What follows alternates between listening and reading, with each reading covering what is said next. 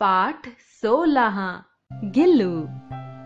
उच्च कोटि की गद्यकार और छायावादी युग की सशक्त कवयित्री महादेवी वर्मा ने प्रस्तुत संस्मरण को उपयुक्त शब्दों, उपमाओं और रूपकों द्वारा ऐसा सुंदर सजाया है कि पाठक का हृदय गदगद हुए बिना नहीं रहता।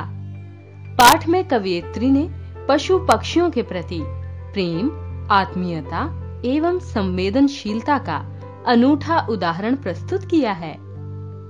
अचानक एक दिन सवेरे कमरे से बरामदे में आकर मैंने देखा दो कौवे एक गमले के चारों ओर चोंचों से छुआ छुआवल जैसा खेल खेल रहे थे। निकट जाकर देखा गिलहरी का छोटा सा बच्चा है जो संभवतः घोंसले से गिर पड़ा है और अब कौवे इसमें सुलभ आहार खोज रहे हैं। वह निश्चेष्ट सा गमले से चिपटा पड़ा था। सबने कहा कौवे की चोंच का घाव लगने के बाद यह बच नहीं सकता, अतः इसे ऐसे ही रहने दिया जाए। परंतु मन नहीं माना। उसे हौले से उठाकर अपने कमरे में लाई, फिर रुई से रक्त पोंछकर घावों पर पेनिसिलिन का मरहम लगाया। रुई की पतली बत्ती दूध में भिगोकर जैसे तैसे उसके नन्हे से मुंह में लगाई, पर मुंह खुल न सका और दूध की बूंदें दोनों ओर लुढ़क गईं। कई घंटे के उपचार के उपरांत उसके मुंह में एक बूंद पानी टपकाया जा सका। तीसरे दिन वह इतना अच्छा और आश्वस्त हो गया कि मेरी उंगली अपने दो नन्हे पंजों से पकड़कर नीले कांच की मोतियों जैसी आंखों से इधर उधर देखने लगा। 3-4 मास में उसके सिनग्ध रोए, झब्बेदार पूंछ और चंचल चमकीली आंखें सबको विस्मित करने लगी। हमने उसकी जातिवाचक संज्ञा को व्यक्तिवाचक का रूप दे दिया और इस प्रकार हम उसे गिल्लू कहकर बुलाने लगे। मैंने फूल रखने की एक हल्की डलिया में रुई बिछाकर उसे तार से खिड़की पर लटका दिया। वही 2 वर्ष गिल्लू का घर रहा। वह स्वयं हिलाकर अपने घर को झुलाता और अपनी कांच के मनको सी आंखों से कमरे के भीतर और खिड़की से बाहर न जाने क्या देखता समझता रहता था। परंतु उसकी समझदारी और कार्यकलाप पर सबको आश्चर्य होता था। जब मैं लिखने बैठती तब अपनी ओर मेरा ध्यान आकर्षित करने की उसे इतनी तीव्र इच्छा होती थी कि उसने एक अच्छा उपाय खोज निकाला। वह मेरे पैर तक आकर सर से पर्दे पर चढ़ जाता और फिर उसी तेजी से उतरता। उसका यह दौड़ने का क्रम तब तक चलता जब तक मैं उसे पकड़ने के लिए न उठती। कभी मैं गिल्लू को पकड़कर एक लंबे लिफाफे में इस प्रकार रख देती कि उसके अगले 2 पंजों और सिर के अतिरिक्त सारा लघु भाग लिफाफे के भीतर बंद रहता। इस अद्भुत स्थिति में कभी-कभी घंटों मेज पर दीवार के सहारे खड़ा रहकर वह अपनी चमकीली आंखों से मेरा कार्यकलाप देखा करता। भूख लगने पर चिक चिक करके मानो वह मुझे सूचना देता और काजू या बिस्कुट मिल जाने पर उसी स्थिति में लिफाफे से बाहर वाले पंजों से पकड़कर उसे कुतरता रहता। फिर गिल्लू के जीवन का प्रथम बसंत आया। नीम चमेली की गंध मेरे कमरे में हौले हौले आने लगी। बाहर की गिलहरियां खिड़की की जाली के पास आकर चिक चिक करके न जाने क्या कहने लगी। गिल्लू को जाली के पास बैठकर अपनेपन से बाहर झांकते देखकर मुझे लगा कि इसे मुक्त करना आवश्यक है। मैंने कीले निकालकर जाली का एक कोना खोल दिया और इस मार्ग से गिल्लू ने बाहर जाने पर सचमुच ही मुक्ति की सांस ली। इतने छोटे से जीव को घर में पले कुत्ते बिल्लियों से बचाना भी एक समस्या ही थी।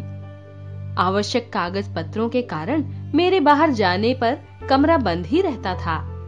कॉलेज से लौटने पर जैसे ही कमरा खोला गया और मैंने भीतर पैर रखा, वैसे ही गिल्लू अपने जाली के द्वार से भीतर आकर मेरे पैर से सिर और सिर से पैर तक दौड़ लगाने लगा। तब से यह नित्य का क्रम हो गया। मेरे कमरे से बाहर जाने पर गिल्लू भी खिड़की की खुली जाली की राह बाहर चला जाता और दिन भर गिलहरियों के झुंड का नेता बना हर डाल पर उछलता कूदता रहता और ठीक 4 बजे वह खिड़की से भीतर आकर अपने झूले में झूलने लगता। मुझे चौंकाने की इच्छा उसमें ना जाने कब और कैसे उत्पन्न हो गई थी।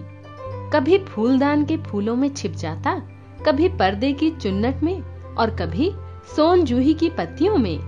मेरे पास बहुत से पशु पक्षी हैं और उनका मुझसे लगाव भी कम नहीं है, परंतु उनमें से किसी की मेरे साथ मेरी थाली में खाना खाने की हिम्मत हुई है, ऐसा स्मरण नहीं आता। गिल्लू इनमें अपवाद था। मैं जैसे ही खाने के कमरे में पहुंचती, वह खिड़की से निकलकर आंगन की दीवार, बरामदा पार करके मेज पर पहुंच जाता और मेरी थाली में से एक एक चावल उठाकर बड़ी सफाई से खाता रहता। काजू उसका प्रिय खाद्य था और कई दिन काजू न मिलने पर वह अन्य खाने की चीजें या तो लेना बंद कर देता था या झूले से नीचे फेंक देता था। उसी बीच मुझे मोटर दुर्घटना में आहत होकर कुछ दिन अस्पताल में रहना पड़ा। उन दिनों जब मेरे कमरे का दरवाजा खोला जाता, गिल्लू अपने झूले से उतरकर दौड़ता और फिर दूसरे को देखकर उसी तेजी से अपने घोंसले में जा बैठता। सब उसे काजू दे जाते, परंतु अस्पताल से लौटकर जब मैंने उसके झूले की सफाई की तो उसमें काजू भरे मिले, जिससे ज्ञात होता था कि वह इन दिनों अपना प्रिय खाद्य कितना कम खाता रहा। मेरी अस्वस्थता में वह तकिए पर सिराहने बैठकर अपने नन्हे नन्हे पंजों से मेरे सिर और बालों को इतने हौले हौले सहलाता रहता कि उसका हटना एक परिचारिका के हटने के समान लगता। गर्मियों में जब मैं दोपहर में काम करती रहती तो गिल्लू ना बाहर जाता, ना अपने झूले में बैठता। उसने मेरे निकट रहने के साथ गर्मी से बचने का एक सर्वथा नवीन उपाय खोज निकाला था। वह मेरे पास रखी सुराही पर लिपट जाता और इस प्रकार समीप भी रहता और ठंडक में भी रहता।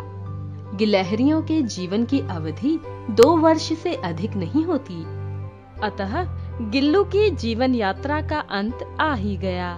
दिन भर उसने ना कुछ खाया ना बाहर गया। रात में अंत की यातना में भी वह अपने झूले से उतरकर मेरे बिस्तर पर आया और ठंडे पंजों से मेरी वही उंगली पकड़कर हाथ से चिपक गया जिसे उसने अपने बचपन की मरणासन स्थिति में पकड़ा था। पंजे इतने ठंडे हो रहे थे कि मैंने जाकर हीटर जलाया और उसे उष्णता देने का प्रयत्न किया, परंतु प्रभात की प्रथम किरण के स्पर्श के साथ ही किसी और जीवन में जागने के लिए वह सो गया।